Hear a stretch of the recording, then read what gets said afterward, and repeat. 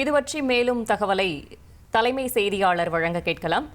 ராஜா வணக்கம். மேலிட பார்வையாளர்களின் பணிகள் என்னவாக இருக்கும், அது தொடர்பான தகவல்களை சொல்லுங்க. வணக்கம். தமிழக சட்டமன்ற தேர்தலுக்கான வாக்குப்பதிவு கடந்த 23ஆம் தேதி முடிவடைந்தது. தற்பொழுது வரும் 4ஆம் தேதி அதற்கான வாக்கு எண்ணிக்கை என்பது தொடங்க உள்ளது. இந்த நிலையில் தேர்தல் வாக்கு எண்ணிக்கைக்கான அனைத்து ஏற்பாடுகளையும் தமிழக தலைமை தேர்தல் அதிகாரி திருமதி அர்ச்சனா பட்நாயக் அனைத்து ஏற்பாடுகளையும் செய்துள்ளார். அதாவது 62 வாக்கு எண்ணும் மையங்கள் தமிழகம் முழுவதும் உள்ளன.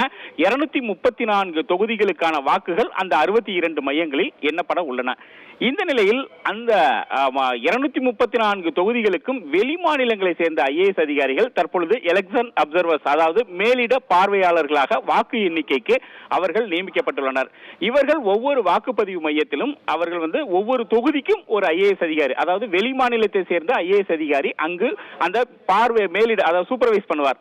அந்த அதிகாரிகள் முழுவதுமாக ஒவ்வொரு சுற்று வாக்கு எண்ணிக்கை முடிவு எதுபோல் எண்ணப்படுகிறது, வாக்கு எண்ணிக்கையில் ஏதாவது பிரச்சனை ஏற்பட்டுள்ளதா என்பதை முழுவதுமாக அவர்கள் கண்காணிப்பார்கள்.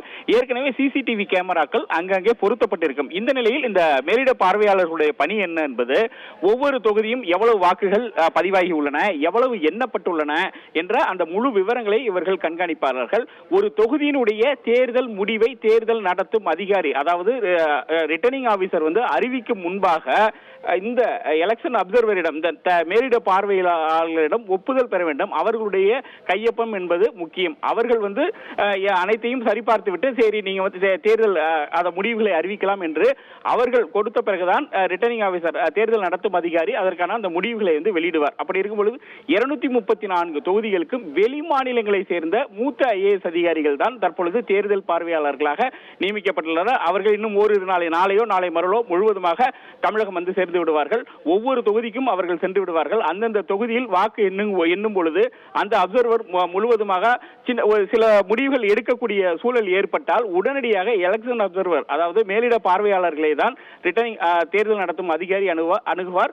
அதற்கான முடிவு எடுக்கக்கூடிய இடத்தில் அவர்கள் இருக்கும் பொழுது உடனடியாக அவர் டெல்லியை தொடர்பு கொண்டு என்னென்ன மாதிரியான சில இடங்களில் சில சிக்கல்கள் ஏற்பட்டால் அதை உடனடியாக அவர்கள் சரி செய்வார்கள்.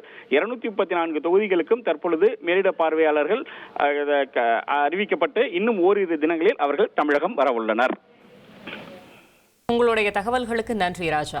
ட்ரெண்ட ஃப்ரெண்ட் ஆக்கிக்கோங்க. தந்தி டிவியின் சப்ஸ்கிரைபர்ஸ் அண்ட் ஃபாலோவர்ஸ் குடும்பத்துல நீங்களும் இணையுங்க.